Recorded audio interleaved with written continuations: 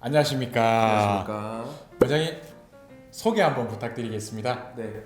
안녕하십니까. 한방병원에서 통합암센터장을 맡고 있는 이동현이라고 합니다.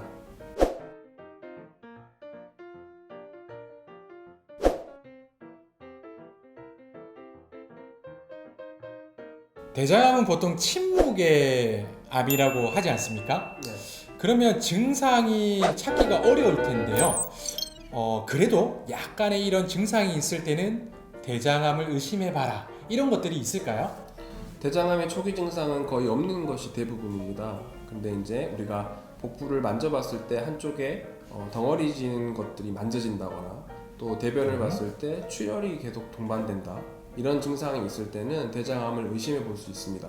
그리고 정기적인 대장 내시경을 통해서 대장의 용종 상태나 그리고 암의 유무를 확인하는 것이 중요합니다. 대장암이 진행되기 전에 진단을 받으려고 하거나 검사를 하려면 어떻게 해야 되나요? 네, 아까도 말씀드렸지만 가장 보편적인 검사는 대장 내시경입니다. 그 외에 대장 조영술이나 또 필요한 경우에는 CT나 MRI 검사를 할 수도 있는데요.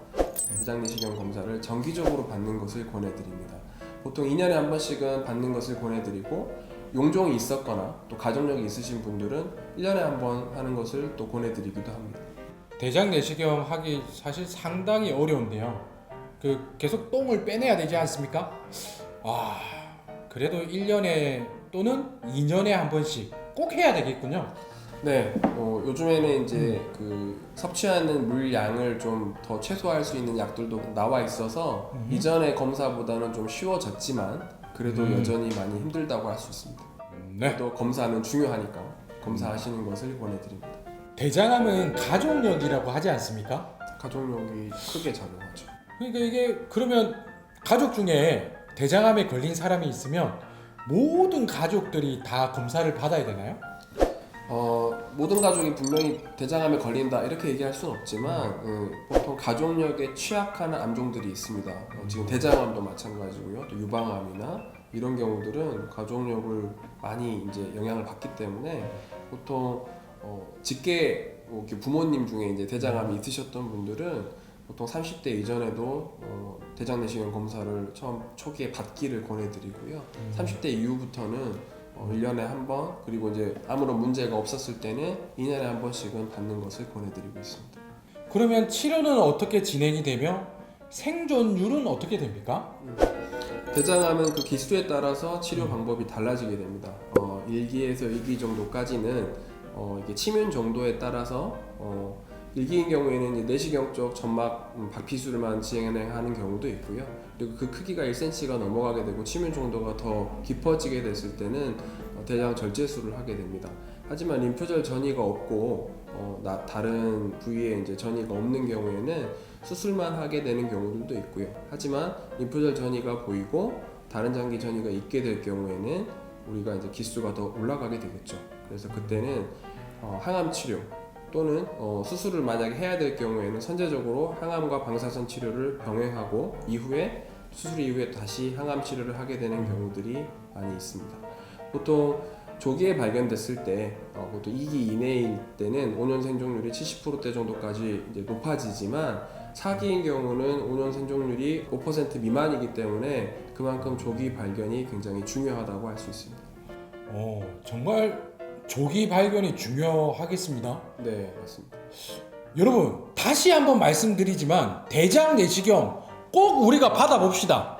저는 이 방송 끝나면 받아볼 거예요. 원장님 쭉 들어보니까 우리 그런 생각이 났습니다. 한국 사람들은 밥이 보약이다 뭐 이런 얘기가 있지 않습니까? 네.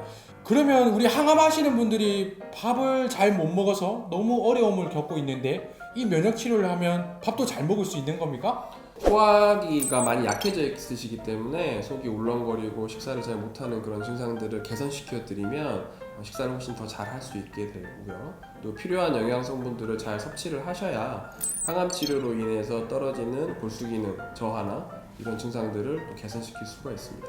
네. 한방 면역 치료 되게 환자분들 입장에서는 생소할 수도 있지 않습니까? 네, 그럴 수 있습니다. 그럼에도 불구하고 이런 침 치료와 약 치료를 통해서 환자분들에게 그런 증상이 완화된다면 엄청 도움이 되겠습니다. 실제로 환자분들이 호소하는 이런 많은 부작용들, 제가 진료하고 있는 병원에서 이제 자체 조사를 했을 때 80% 이상 개선하는 효과들을 드러냈고요. 그리고 각 부작용마다 많이 차이가 있기는 하지만 기력 저하, 그리고 오심구토, 손발저림 순으로 그런 부작용 개선 효과가 많이 나타났습니다. 그리고 실제로 동일한 기간에 항암 치료를 했을 때 한 가지 항암 치료를 상당히 오랜 기간 지속적으로 사용할 수 있도록 반응률을 나타낼 수 있도록 하는 효과들도 보고 있습니다. 마지막으로 환자분들에게 하고 싶은 말 있으시면 전달 한번 부탁드리겠습니다. 뭐 많은 또 치료 과정 중에 많이 지치기도 하실 겁니다.